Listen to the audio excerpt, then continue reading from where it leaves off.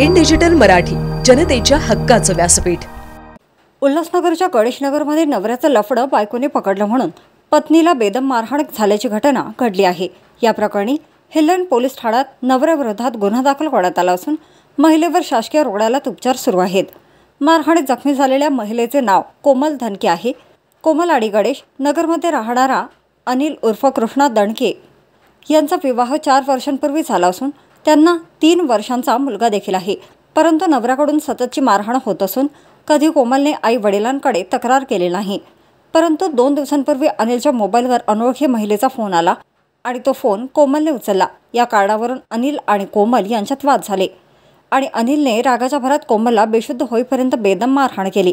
या मारहाणीत कोमलच्या डोक्याला 4 टाके पडले असून पोटात देखील ठोशाबुक्क्यांनी मारहाण केली आहे।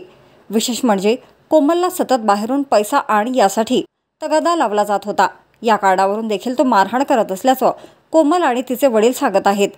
आता या प्रकरणी कोमलच्या तक्रारीवरून पोलीस ठाण्यात गुन्हा दाखल करण्यात आला असून पोलिसांनी अनिलवर कठोर कारवाई करावी अशी मागणी कोमलचे वडील करत आहेत। मला फोन आला होता, तिच्या सोबत आहे ना बाई ठेवले, तिचा फोन आला तर मी उचलला तर ती मला डायरेक्ट शिव्या द्यायला लागली। तर मग मी शिव्या द्यायला तो डायरेक्ट झोपेतून उठून माझा नवरा मला मारा लागला। तर तिला शिव्या का द्यायला म्हणतो, तर डायरेक्ट दरवाजा बंद केला आणि मला मारा लागला। नाही होता खूप कसा नाही मारलं तू? हाताचं कड होतं ना ते असं घातलं त्यांनी इथं आणि माईट पुरं मारलं माझ्या पोटावर बसून त्यांनी। 3 तारखेची पोलीस स्टेशनला गेलो होतो त्या दिवशी। पेपर द्यायला पहिले म्हणे ऍडमिट हो जाऊ तुमची। हा तर मग आता काल पोलीस लोक आलते, आज पण आलते। मग ते म्हणले आता तुमची रिपोर्ट आली तेव्हा बघू काय करायचं। पैसे पाणी आता पप्पानी घर बी विकलंय ना, आता जास्त टाइम नाही झाला। तर तो म्हणतो जा घरी आणि पैसे माग तुझ्या पप्पांना। तर मी काय बोलत नाही यांना, तर तो म्हणतो सांगितलं का नाही तुम्ही, मागितले काऊन नाही। तर त्याच्या पाय बी मला मारत राहतो। माझी सासू बी म्हणते लग्न म्हणे काय दिलं नाही काय नाही, अशीच आली घरात घुसून। धनके कृष्णा गणेश नगर मध्ये माझ्या मुलीसोबत असं घडलं साहेब,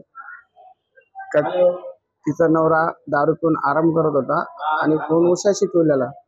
तर तो फोन आला तर झोपलेला नवरा म्हणून तिने फोन उचलला। फोन उचलल्यानंतर मग तो फोन दुसऱ्या बाईचा होता, त्यांनी ठेवलेल्या बाईचा, पूजा नाव आहे तिचं। तर तिने उचलला पण ती बोलती तू कोण ग फोन उचलणारी, तर ती तिकडनं शिव्या द्यायला लागली। तर शिव्या द्यायला लागली, तिने पण 1-2 शिव्या दिल्या तिला, तू कोण आहेस जे मला शिव्या देते मलाच फोन करून।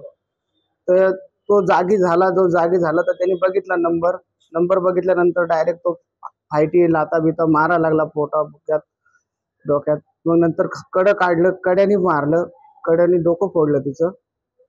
मूळ झाली मग तो दरवाजा लावून घेतला। तर कसं तरी लोकांनी दरवाजा खोलला, तिथला दरवाजा खोलून तिची सासू गेली आत। सासू गेल्यानंतर तिने काय केलं, ती रक्त जे खाली पडलेलं होतं तिने ते मिटवायसाठी पूर्ण पुसून बिसून ती साडी फेकून दिली।